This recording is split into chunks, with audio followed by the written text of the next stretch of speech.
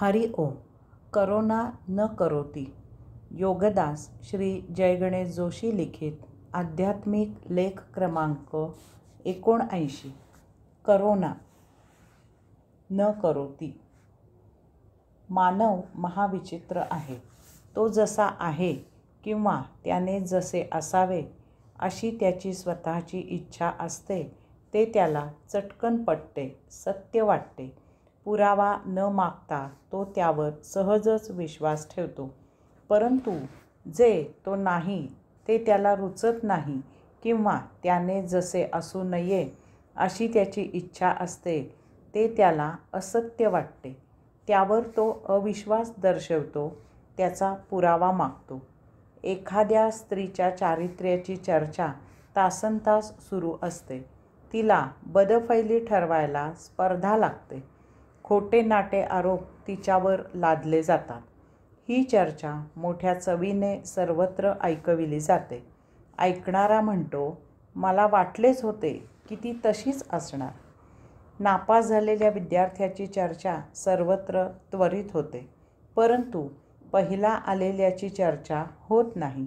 नरकाची चर्चा भीतीपोटी केली जाते, कारण तो नको असतो. स्वर्गाची चर्चा चवीने केली जाते, कारण तेथे जायची उत्सुकता महाजबर असते. हिंसा, तस्करी, बलात्कार अशा नाटक सिनेमांना मागणी आहे. शाळकरी मुले विमानामधून बॉम्ब फेकणारे प्रोजेक्ट तयार करत आहेत. कोठे गेले ते सुसंस्कृत समाजाचे संस्कार? कारण आजचे पालक तसे नाहीत. मुळात त्यांना कर्मयोग समजून द्यावा लागणार आहे. मग त्या योगे न करोति. लेख क्रमांक 80. न करोति. समोर शुद्ध पवित्र गंगा नदी दुथडी वाहत आहे. तेथे तिच्या तटावर आपण बसलेले आहोत. तरीही आपल्याला तहान लागत नाही. तिच्या शुद्ध आणि पवित्र जलाचे तीर्थप्राशन करावे आणि पावन व्हावे अशी काही आपल्याला सुबुद्धी होत नाही. लोक दूर दूरवरून मुद्दाम यात्रा करत गंगेच्या किनारी येतात. तिचे शुद्ध आणि पवित्र जल तीर्थ म्हणून प्राशन करतात, पावन होतात आणि परत जाताना घरातील बुजुर्गांसाठी मुद्दामहून गंगाजलाचा गडू भरून घेऊन जातात.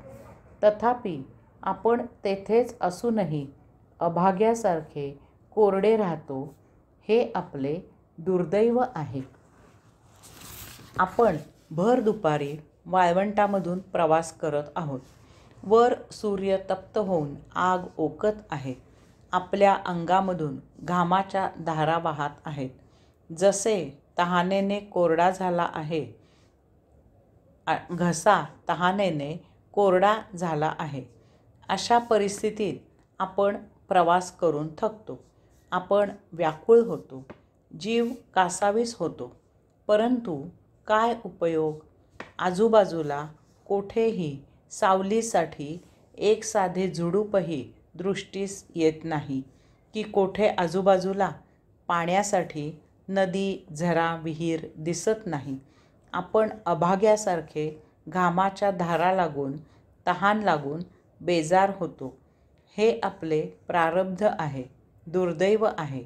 याचप्रमाणे पृथ्वीवरील बहुसंख्य जण असेच अभागी, दुर्दैवी आहेत.